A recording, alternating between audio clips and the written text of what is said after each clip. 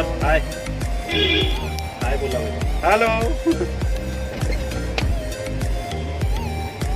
हाय Govinda Govinda sir एक नारा मार दो गोविंदा गोविंदा।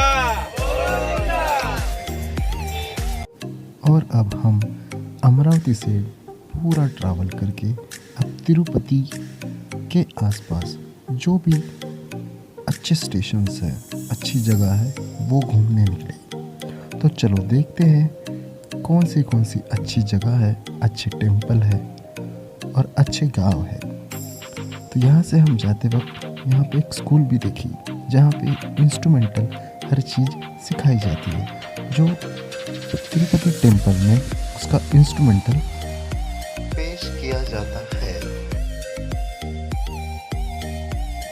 तो अब हम गांव के मीन्स शहर के बाहर निकलने वाले हैं। यहाँ से हाईवे लगने वाला है। तो हम यहाँ से जो रास्ते में हमें इस हाईवे से चलते चलते हमें चंद्रगिरी फोर्ट ये लगता है।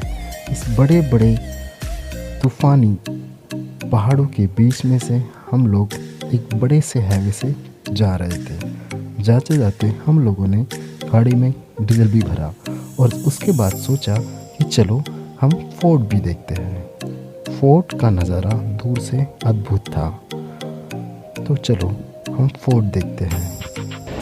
चंद्रगिरी फोर्ट और चंद्रगिरी फोर्ट, ये चंद्रगिरी पैलेस। ओके,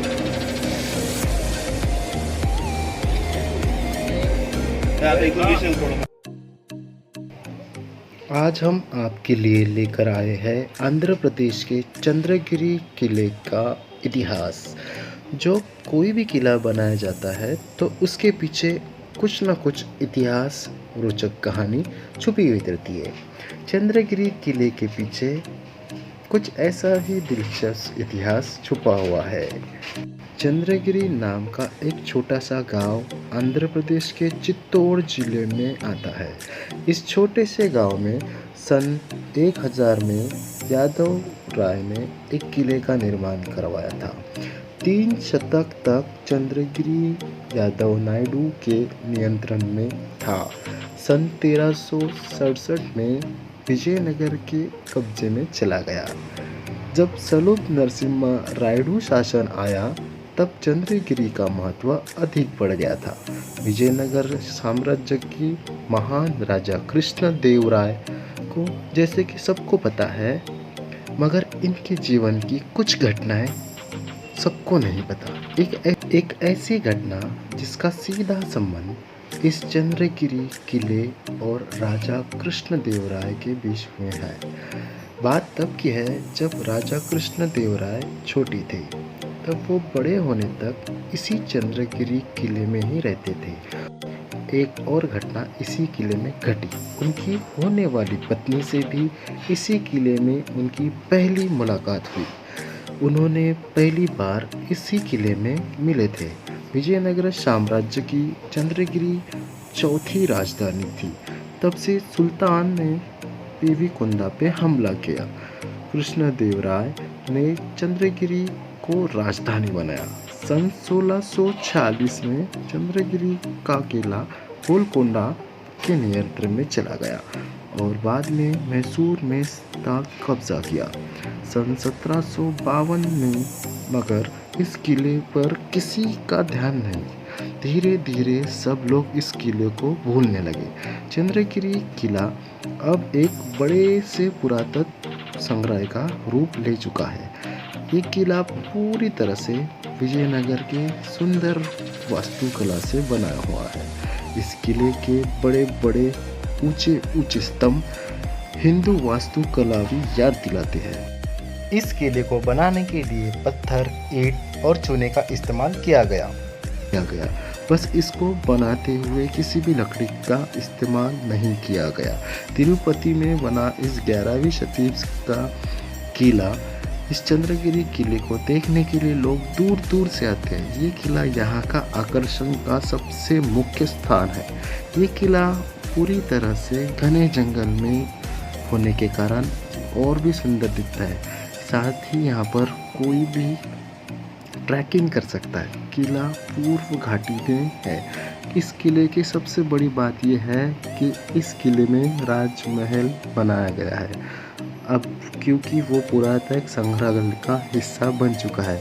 इस किले की चारों तरफ से भगवान कृष्ण और भगवान शिव की 800 से ज़्यादा मंदिर है, मगर अब सब मंदिर पूरी तरह से तहस नहस हो चुकी है। लेकिन आज भी राजा महल, रानी महल के कुछ अवशेष यहाँ पे मिलते हैं। इस किले के नज़दीक में ही है एक स्वर्णमुखी नदी। इस नदी का उगम यहीं से शुरू होता है। तो अगर आप चंद्रगिरी के किले तक जाना चाहते हैं तो आप सभी तरह के वाहनों से किले तक आसानी से जा सकते हैं। तिरुपति से राजमार्ग और राष्ट्रीय मार्ग से पहुंच जा सकते हैं। निजी वाहन से भी जाना चाहते हैं तो यहाँ, या फिर APSRTC के सभी से बसेस करीब यहाँ से जाती है। रेलगाड़ी से जाना चाहते हैं तो देश के सभी शहरों से यहाँ पर आने के लिए रेल की सुविधा उपलब्ध है। तिरुपति रेलवे स्टेशन यहाँ से सबसे नज़दीक स्टेशन है। यहाँ अगर आप हवाई जहाज़ से आना चाहते हो तो इसके लिए आपको तिरुपति हवाई अड्डे तक आना होगा और ये सिर्फ 22 किलोमीटर की दूरी पर है। आंध्र प्रदेश के छोटे से गांव का ये किला देखने में काफ़ी मनमोहक है। इस किले को देखने के लिए पर्यटक बहुत दूर दूर से आते हैं। इस किले से जुड़ी खास बात ये है, इस चारों तरफ से कई मंदिर हैं। ये मंदिरों की संख्या कुछ कम नहीं है। अगर कोई मंदिरों की गिनती शुरू कर दे तो पूरा दिन कम पड़ जाएगा, लेकिन मंदिर की गिनती खत्म नहीं होगी। इनसे अधिकतर मंदिर के सिर्फ अवशेष बाकी है। तो अब हम चले अगले टूर पे, हमारे मस्ती में और धुन में।